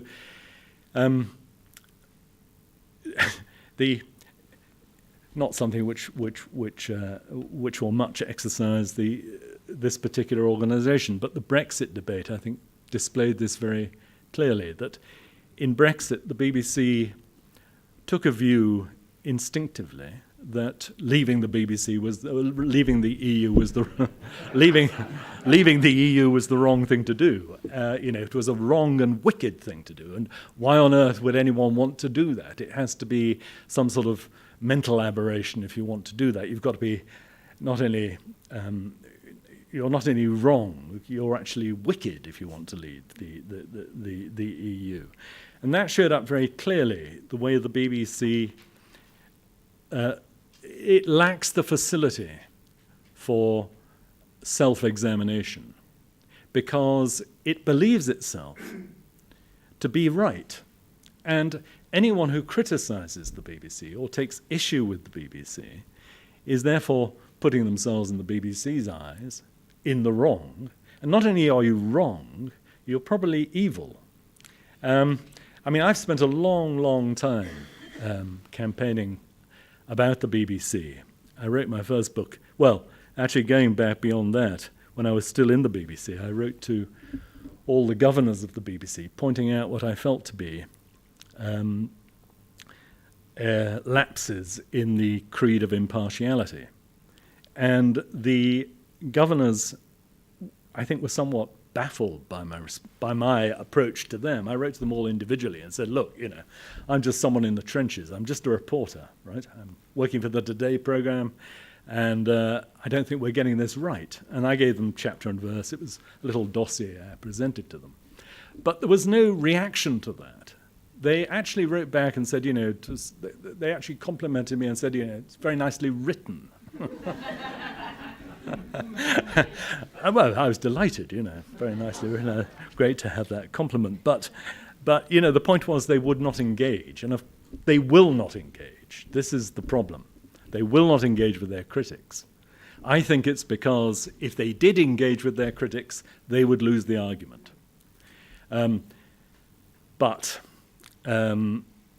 they're in a position, because of their independence, because of their guaranteed income, they're insulated, actually, from the pressures which apply to everyone else. I mean, it is a great irony, isn't it, that the BBC holds every other organisation in the country, every institution is held to account by the BBC, be it from the monarchy to the parish council. Everyone can be hauled up by the BBC and cross-questioned and put in the dock by the BBC. But the BBC itself, who can do that to it? There is no body which can hold it to account. Ofcom is said to be its regulator. Ofcom is mainly staffed by ex-BBC people. In fact, it was an ex-BBC man who set up Ofcom. The point is, they're all in it together. Now, my view of the BBC is that it has been involved in a long grooming process of the British public. It does this unconsciously. It doesn't see its own bias. There was a very famous American sociologist by the name of Peter Berger, and he was one of the bright young things of the 1960s, and he wrote a very influential article, actually, about the death of religion, the end of religion. He foresaw, in fact, he predicted that come the turn of the century and the new millennium, that religion would have withered away, there would be dwindling and isolated bands of people around the world who still held on to these superstitions. But he came to revise that opinion over the years. He came to see that actually religion was something which is deeply embedded in society and in individuals, and it is not something which is just a passing fad. It's not going to go away. But he said, and this was his crucial insight, he said that the ideas of secularism, the ideas and just in passing, secularism passes itself off as neutrality. But of course it's not. Secularism is not neutral. Secularism is actually hostile to religious belief. And the BBC is infused from stem to stern with a belief in secularism and a celebration of atheism. It was no surprise the way that the BBC celebrated Dawkins' book, The God Delusion. They took that on and they publicised it mightily through the World Service too, right across the world, because it was a book which really chimed with the central ethos of the BBC. The grooming process which the BBC undertakes with us, its passive audience, is a very subtle thing. So here's a trivial example. Trivial, but I think in context quite an important one. On Thursday night, or it might be Wednesday night, the 1800 bulletin on Radio 4, which, by the way, has always been regarded in the BBC as a special kind of bulletin. So the old BBC idea was that if you listened to the 6 o'clock news on Radio 4, you would be getting a full breakdown of all the news you needed to know. Well, on Thursday evening, one of the items on that bulletin was the fact that the WI had chosen to put on the cover of its magazine, for the first time, a trans woman, right? Now, you might well ask yourself, why in all that had happened in the world that day, why was that picked out by the editor of the 6 o'clock news as an item that should be covered in that important bulletin? As I say, it's a trivial example, but it shows you the way in which, insidiously, ideas are slipped in to everyday coverage. So a casual listener to that bulletin would just have picked up on the fact that, there had been another little landmark had been passed by a trans woman, and it involved the WI. And it just accustoms us to the idea that trans women are women, all the rest of it, all the stuff you've just heard from Sharon. I like the idea of social contagion, by the way, because I think, the BBC is, in many respects, the exact carrier of that social contagion. It disseminates these things, and it does so in all its different levels of programming. It's not just the news. It's in drama programs. It's in comedy programs. It's in light entertainment. It's everywhere. The philosophy, the internal culture of the BBC is all embracing, and I know, from personal experience, how difficult it is to stand up to that and say, well, there's another side to this story. Because if you do that, of course, you do mark yourself out as something of an oddball, at least in BBC terms. The latest battlefronts in the progressive agenda are transgenderism, which you've heard about from the previous speaker, and euthanasia is another one. So the BBC is always eager to give airtime to hard luck stories about people who are dying painful deaths and pleading for the right to end their own lives with the assistance of the doctor. It doesn't matter how often the palliative care consultants group says, we don't want this, or the BMA says, we don't think this is a very good idea. The BBC is determined that this is a campaign which should be backed and furthered. And they show no sign of giving up on that. And, I do think that, being pessimistic for a moment, I think it's probably not far off the day when we will see legislation on that issue, unfortunately. So the question is, why is this happening? Why is an organization which, after all, as a journalistic organization, is wedded to the idea of free inquiry, intellectual curiosity, and telling the truth? Why is it that it does none of these things? Why is it so blinkered? Why is it so one-sided in the way that it presents and discusses these issues? That's a difficult question to answer, but my explanation for it is this, that the BBC, in its higher echelons, is composed of people who are very similar in certain regards. So a lot of them, a disproportionate number of them, have been through the Oxbridge Mill. They've been exposed to ideas about the Enlightenment and what the Enlightenment meant. They have been taught and have come to believe that the underpinnings of British society and British public morality owe nothing to their Christian antecedents, but everything to the Enlightenment, which was when the superstition ended and the light came in, and that's why we've got progress. And these are unquestioned assumptions within the BBC, and you can see it once you start looking with a critical eye at what the BBC tells you about the world. You can see it in almost everything that they produce. It's, to use the idea of deconstructionism, well, let's deconstruct what news is. You know, news is not something that falls out of the tree at your feet every morning. The news is what is constructed in the newsroom by the news editor and his reporters and his producers.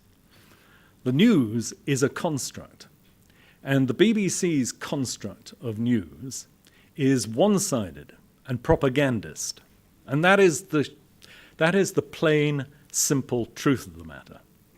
There is a kind of neo-Marxism in the BBC, a cultural Marxism, by which I mean that the salient features of Marxism, its atheism, its collectivism, its disregard for religious tradition and family tradition, all these things are deeply embedded in it. And the BBC essentially regurgitates those kind of opinions on a daily basis.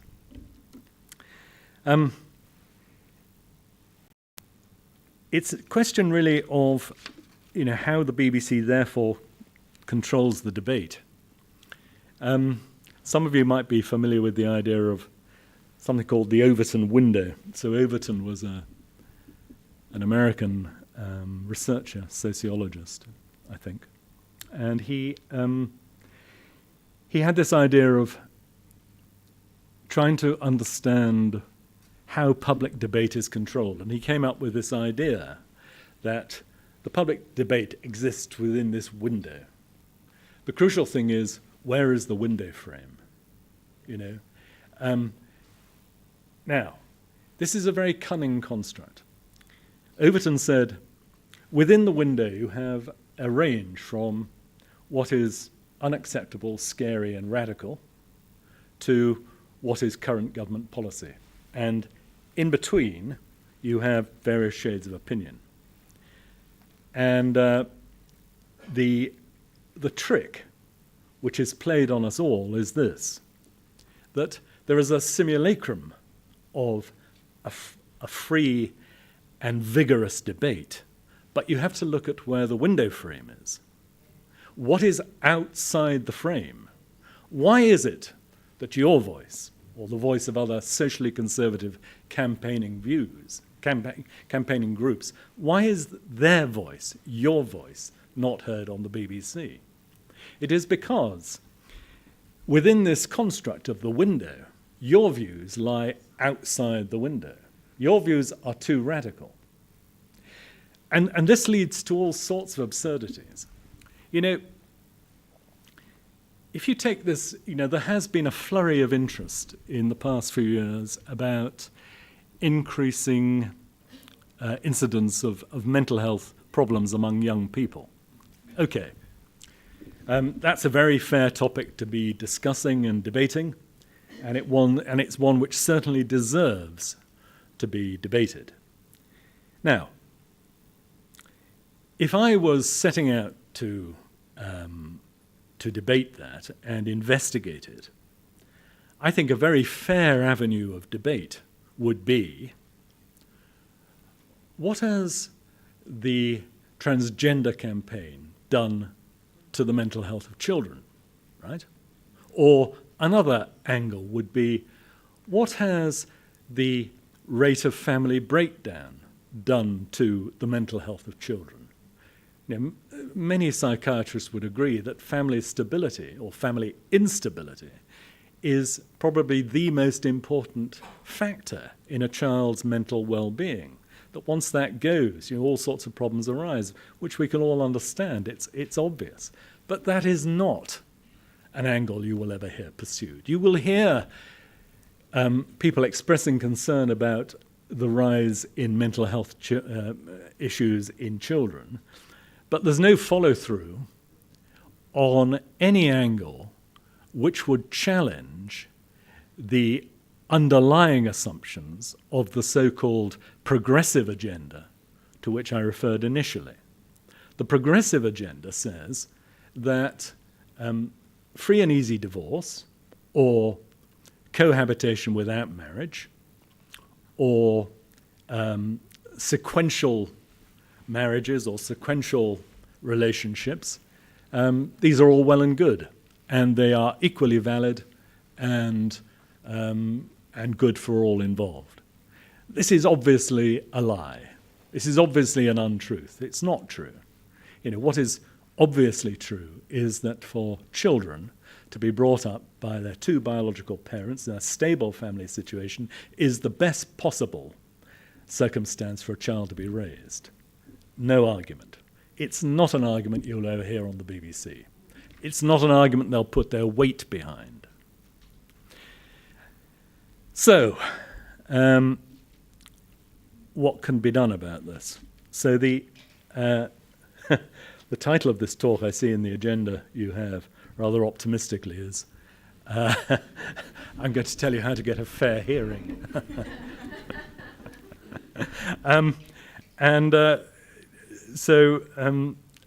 I joked once before with an audience I was talking to about the same thing, I said, well, it's easy. All you have to do to get a fair hearing is just change your minds about everything. I mean, if you just signed up to the progressive agenda, no problem. You can get on the airwaves too. You can put your point of view. But how do you get a fair hearing for your views? How do you get these socially conservative issues raised on the BBC or in other media? And that is a real problem.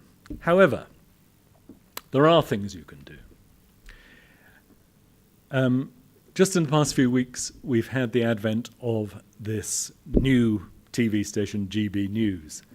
Some of you may have seen a little of it. I've dipped in and out of it, and despite its well-publicised technical problems, because there have been an inordinate number of gaffes, but that aside, that is a very healthy development, because it means that you've got an alternative.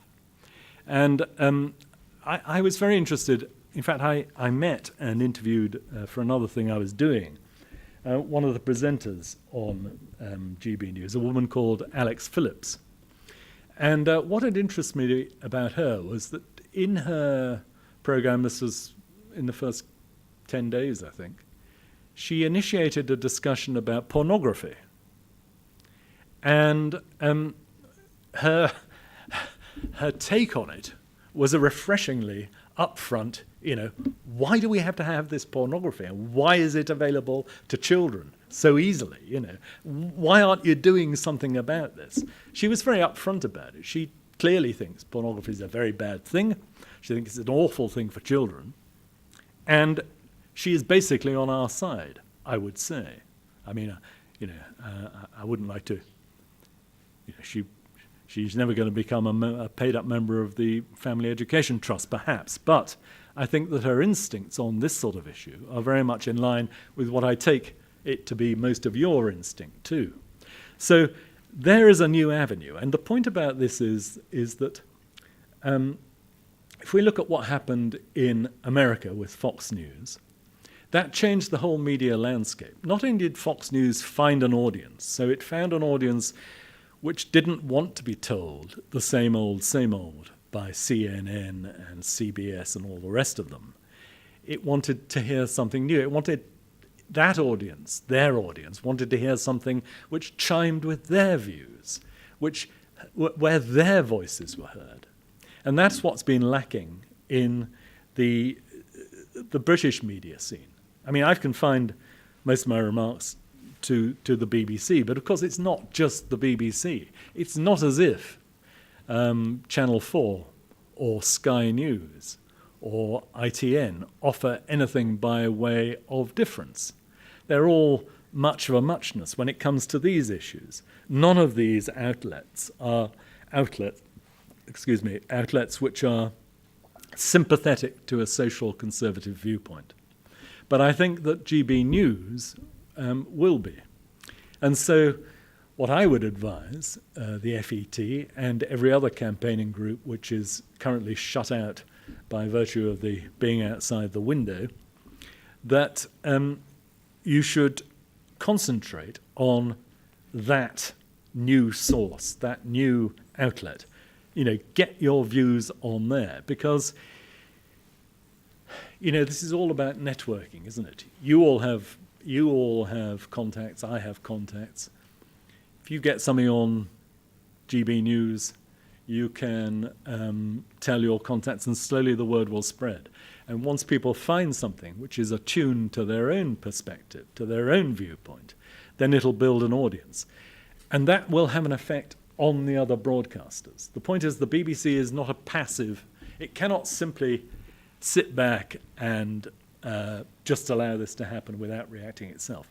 If GB News is a success, there's no guarantee that it will be, but it might be. And if it is, then the BBC, that will have that will force a reaction from the BBC itself.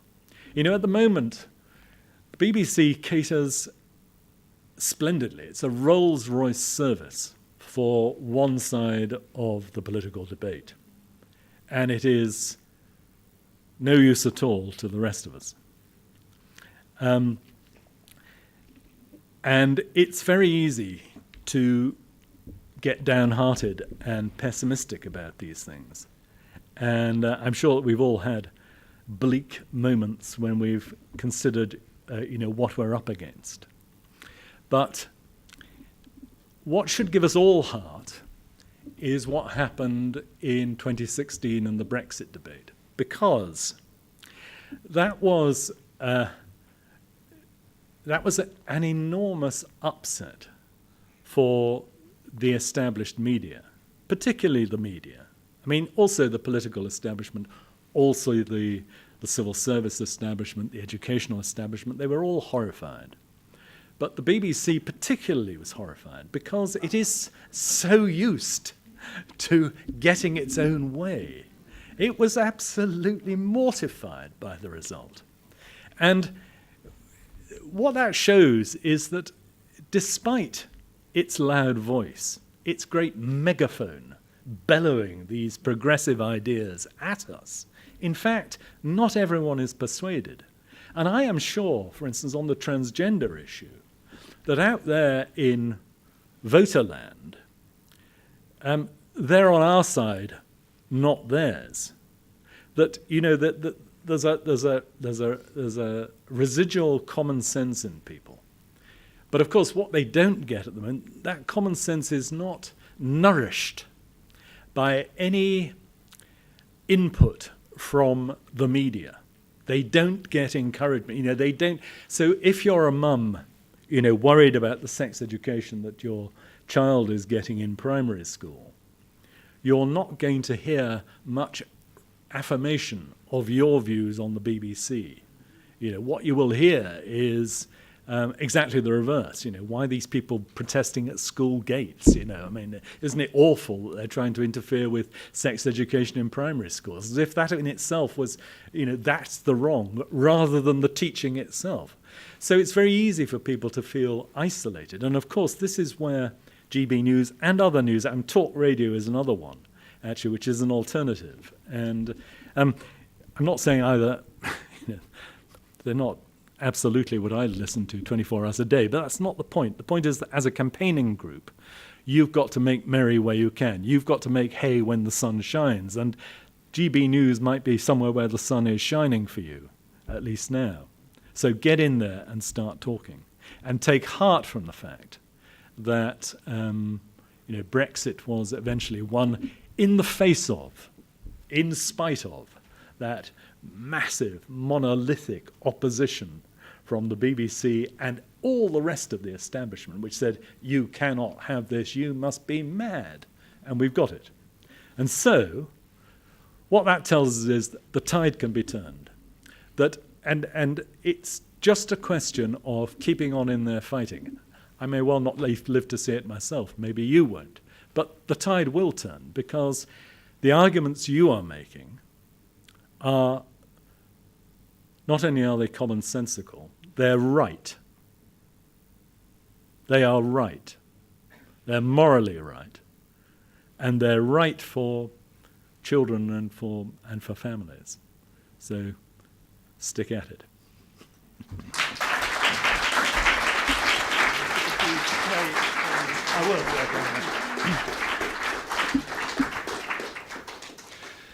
Thank you, Robin, for opening our eyes to some of the inner workings and thoughts of the media world, and also for giving us heart that we shouldn't give up.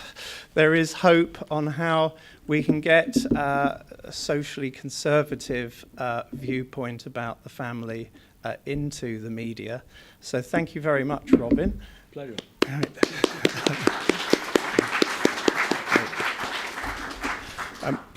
We'll now have 10 minutes for questions, and as we did last time, Robin will stand here and we'll let Robin select who the questioners are just to make things easier, and then Robin will repeat the question before answering it. So over to you, Robin, for your questions. What does it take for somebody on the inside of the BBC, as you have been, what does it take for them to, as it were, articulate a different point of view from the BBC?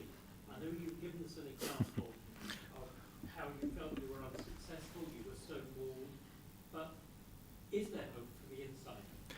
So the question is, what does the insider who disagrees with the internal culture of the BBC, how do they make their voice heard? And I think the sense of your question, sir, is that is there any point in doing so? Well, I think that if you're going to be a journalist, the whole point of a journalist's life really is to make as much trouble as you can. And, if you're not stirring the pot, then you're not doing your job. And I thoroughly enjoyed making a nuisance of myself in the BBC because confronted with rational arguments about which conflict with the prevailing view in the BBC, they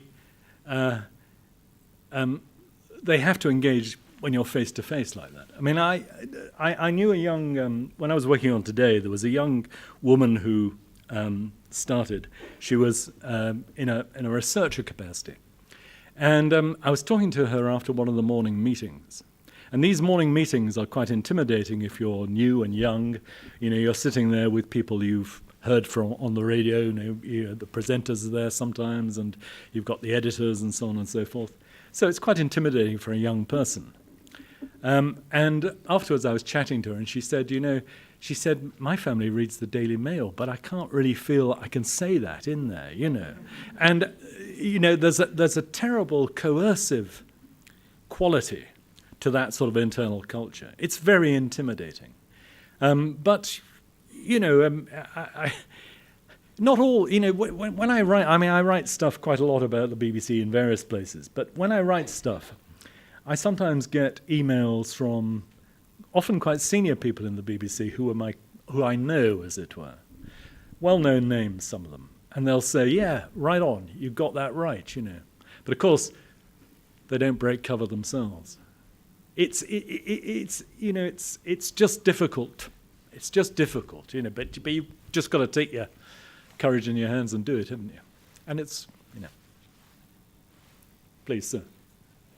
I don't know how to put this or even as a question, but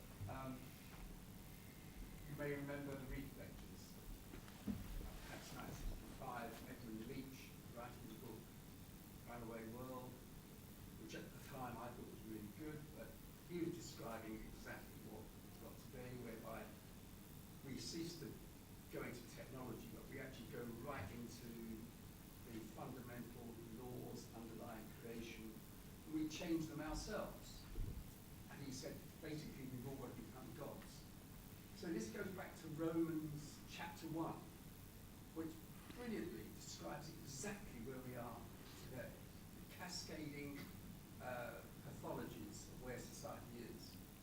And, there is an answer to all this, and people have seen it. It's the French Revolution with Jacques Rousseau, Hegel, Marx, the Russian Revolution, and Solzhenitsyn came in 1976 and warned us.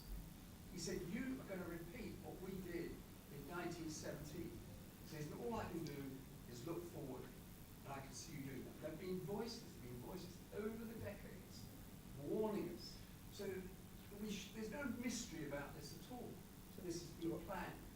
What is the question? Well, the question is, it's sort of, there was a question previously, in the previous section. How did this happen? What is the answer? The answer, and I'm saying, how do we put across this biblical narrative and show people the Hegelian and the Marxist? There is a narrative here, and that people don't understand. It's not taught to them. They breathe it in. And can I just one last thing? GB, TV, or whatever it is, these gays and attractive, wherever there's power, they go to it. And they're in as far as I can see, it's worse than the BBC. Okay, let's.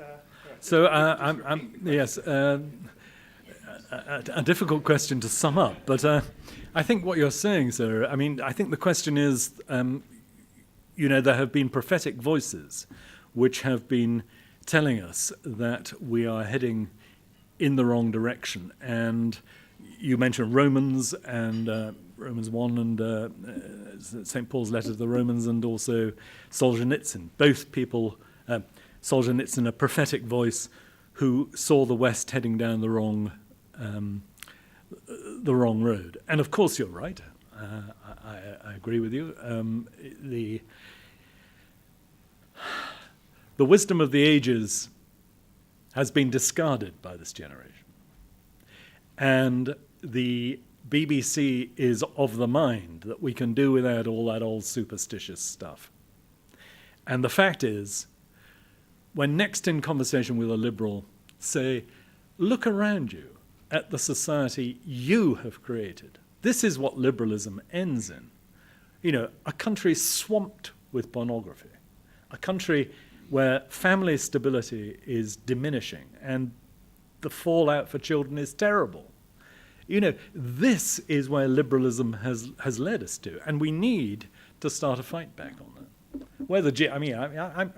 I'm not saying GB News is the be-all and end-all. It ain't, but it's an alternative of sorts, perhaps. Yes, right at the back, Tony. Thanks, Ron. Lovely to hear you again. Firstly, can I recommend everyone buy Robin's book? Well, it saves me from doing that. Just picking up on the points you mentioned, people on the right generally think people on the left haven't thought it through, whereas people on the left, more likely the postmodernists on the left, think the people on the right are evil and should be destroyed. And it never ceases to surprise me why we wonder why they won't listen to us. And they're never going to listen to us. And what seems to have struck me, which you raised with GB News, is the fact that decisions are made by people in the room. And most of civil society was set up by people like the people in this room who have since walked away from civil society and left it to other people to carry on. No wonder it's in the state it is. And I wonder, Robin, what your views are that we can't set up GB News, but we can become school governors. We can join local associations. We can join other things and take our opinions there. And yes, we might get vilified first of all, but if there are more of us doing it, our voices will be heard, and we will begin to change the culture from the bottom all the way up again. And I wonder what you think about that. So the question is, how effective is it that we, social conservatives, if that's what we all are in this room, should join in things like school governor boards and that sort of low-level thing to change society? And of course, you're absolutely right. I agree that is the only way, actually, that society can be changed. But there is another level at which we can operate as well, and that is that faced with the monolith of the BBC, which pays no heed to any of its critics by and large, I do think that just at this moment there is the glimmer of the possibility of change. I say that because I think the government, for all its many faults, is no friend of the BBC. And I think having talked to people in Westminster about this, I think there is the possibility that the licence fee privilege will be taken away from the BBC at some point, perhaps in 2027, which is when the royal child. Yes. So there's the possibility that will happen, and there are two reasons why that might happen. One is that there are large numbers of people who really have lost faith in the BBC, and large numbers of them actually are in the Tory party. And the Tory party happens to be in power and looks likely to sit there for a while. So that's point one. Point two is that technology has changed so fast that there's a generation coming up which doesn't look, to turn on the telly at 9 o'clock at night to get their news fix. That's not what they do. They just go on the net and they find out whatever they want from wherever they want. And they think, why am I having to pay for this other organization, which I'm not using very much? That's the technological challenge. And that's the one which is really, I was very amused recently. Tim Davey, the new Director General, was saying, we have to grow value for the license fee payer.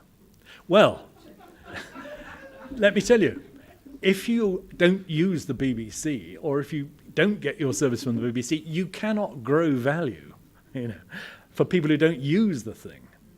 In fact, it's just an imposition. You've got to pay 157 quid a year and shut up and keep smiling, And so I think that the BBC has had a good run with its license fee. It's 100 years old nearly. The anniversary is just coming up. I don't think the license fee is going to last very much longer. And once the BBC becomes a subscription service, which it might do, at that point, then the BBC has to work harder to get your ears and your eyeballs, right? And then they might start listening a bit more to the views of those who disagree with them, or disagree with the BBC culture. Maybe two more questions. Sir. George Orwell once said that we need every liberal legs and fascist wings to get out. There's also another saying which was in a bulletin of the FET, I don't know, 3, 4, 5 years ago. I think it's by a Christian philosopher called Dr. Frederick Marx. It goes, he who controls language controls thought. He who controls thought controls opinion. He who controls opinion controls power. He who controls power controls the whole world just by controlling language. Do you think that one day we might get some cataclysmic event in this country, which actually might just wake us up, considering that we now appear to be on the handcart to hell? So the question is that those who control language control the world because you control opinion, and is there going to be some cataclysmic event which wakes us up? Well, I hope it's not going to be cataclysmic. I mean, well, look, I think this country, I think this country has great strengths. I think also that there is much to be proud of in Britain. And I thought that the outcome of the EU referendum showed a certain bloody-mindedness on behalf of people who will not be shifted from their view, right? And I don't believe that Britain is a wicked country. In fact, I think there are many, many good things about Britain. And British people, by and large, the great majority of them are good people. Actually, I should say, the BBC thinks that. The BBC are good people by their own lights. It's just that they're completely wrong in their views. So, they're not bad people. That's why I call my book The Noble Liar. Because the point is about the BBC is this. The explanation of the title is this. The BBC thinks it's doing us all a favour by leading us to enlightenment. And that's why it forces all this stuff down our gullets, because it thinks this is the right way. They are profoundly wrong. They are profoundly wrong, is my fervent belief. At the back, one more. Final question. Final. Lady at the back. Do you think, I'm trying to phrase this as a question, do you think that the fact that we're getting so many alternative news sources, like you go to Auckland, UK Coddling, all these different things, and there's numerous, and also you've got,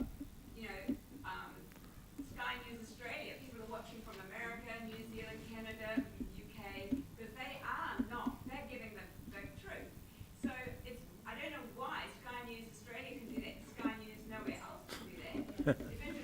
Yeah, it is. Do you think that the social media source of news is going to be the source of the revolution? That people are just going to switch off this rubbish on the mainstream media, and more people are going to get the truth from social media? So the question is social media going to replace the traditional news sources? And therefore, we can get the message out through social media. I think there's a lot of truth in that. I think that is something you can already see is happening, and there are outlets out there which are music to our ears because you hear stuff on there. You think, yes, that's right. But the social capital, if you like, that an organisation like the BBC has is immense. And you are all politically aware in this room in a way, to an extent that most people are not. So you are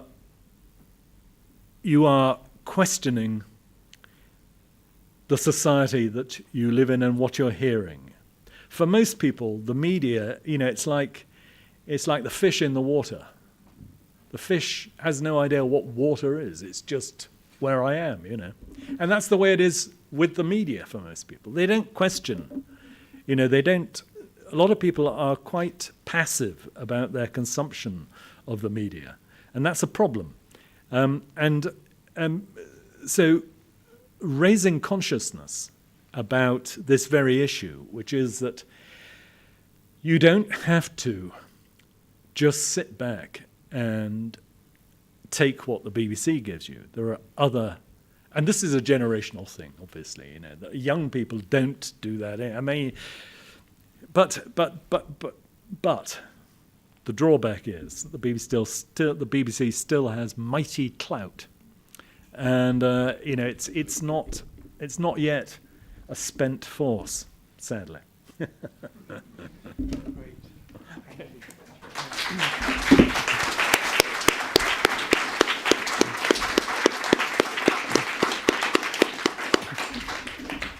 Great. Thank you, Robin, for surveying that issue and to both of our speakers for taking those questions.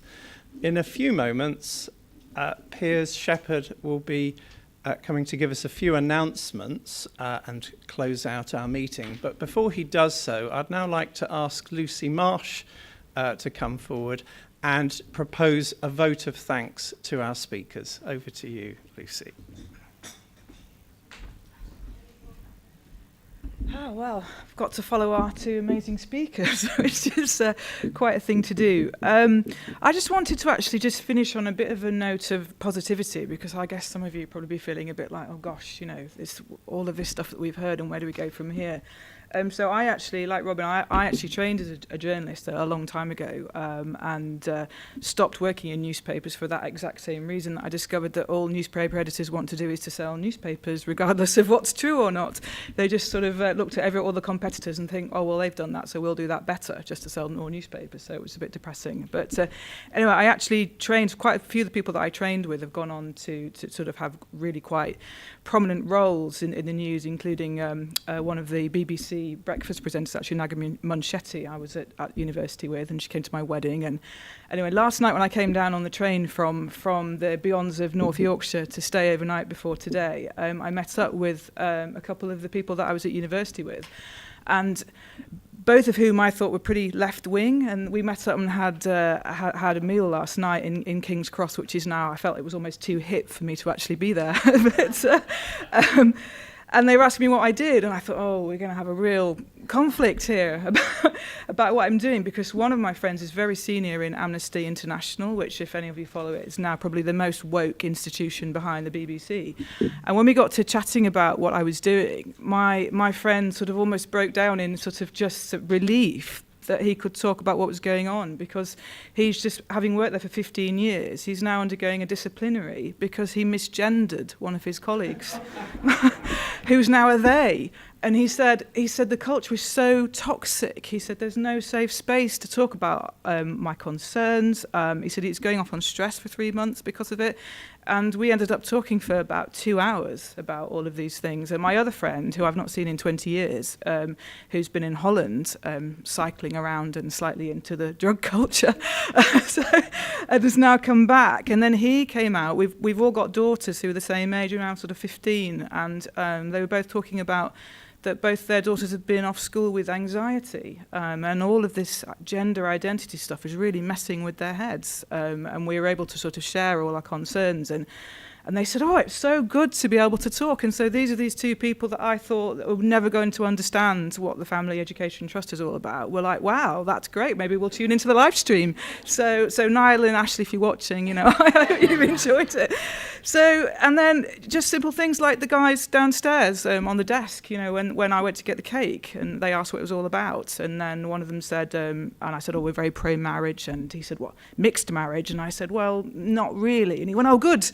And you I think people are more open to this because people actually still have common sense, even if we think they don't. Even my neighbour who gave me a lift to the station, he said, what is it you're going to? And we talked about it, and she went, oh, I'm really concerned about that too. So I think it's important that we don't keep this to ourselves, because I think we're worried about being misinterpreted or offending people. And so I think it's really important that we do keep talking about what we're doing, because more and more people have been, as what they say on Twitter, they've been peaked.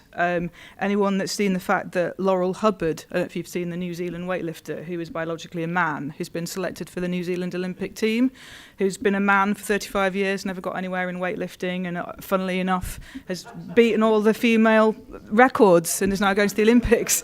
And people are going, hang on, that's not on. I mean, that even piqued my 14-year-old daughter, who told me that J.K. Rowling was a transphobe. If anybody actually read my blog on the website, my 14-year-old told me she wouldn't watch a programme because J.K. Rowling was transphobic. And when I then challenged her about it, I said, where have you got that idea from?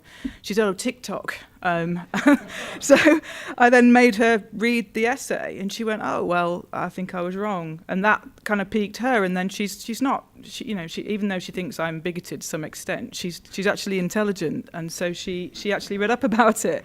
And then she went, hang on, that's not right. And what about the rights of women and girls? And I don't want boys in my sport. How can I compete? And it's made her think. So I think that's the thing. It's important that we do discuss this, and we do, maybe talk to the taxi driver on the way home, make people think about these things. And anyone that's seen the fact that there's a judicial review just happened, that the judge has ruled it's lawful for violent trans women to be housed in women's prisons. So we've got violent biologically male bodies in prison with women who are at risk. And I think more and more ordinary people think, actually, that's not right. So, and if this is going, people are realising this isn't okay, and it's not okay to be in primary schools. And so people are waking up. So I think there is hope. There is hope. So I just wanted to say just a huge thanks on our behalf to Sharon and to Robin, to our wonderful trustees for making this possible, and huge thanks to you all for coming, wherever you've all come from. I know for some of you it's been a big effort to actually get here. I know it certainly was for me. So. And to everyone that's helped out with the video, those who are manning the bookstall at the back, and to the REF Club for this amazing venue, and for the staff who've served us today and made it possible that they're all here. And especially, even though she's not here, thank you to the baker that made our cake, that I'm sure you're all looking forward to having a piece of that later. It looks delicious. So I just wanted to say on behalf of us all, just keep sharing the word. If you're on social media, do share with friends. If you're not on social media, just do try and follow us. We're on Facebook and on Twitter, hopefully shortly on Instagram. We have the YouTube channel that we're hopefully going to be posting more interviews and more content on. And if you're getting the printed newsletter, pass it on to your neighbour. Pass it on into schools. You might not get the good reception, but you just need to keep persisting, like William Wilberforce. You have to just keep going and going until you get the result that you want, because we know ultimately that we are morally right. And I guess that's the ultimate argument, isn't it? When you know you're in the right, you want to be on the right side of history. So that's all from me. So if you can just join me in giving our speakers and our trustees a round of applause.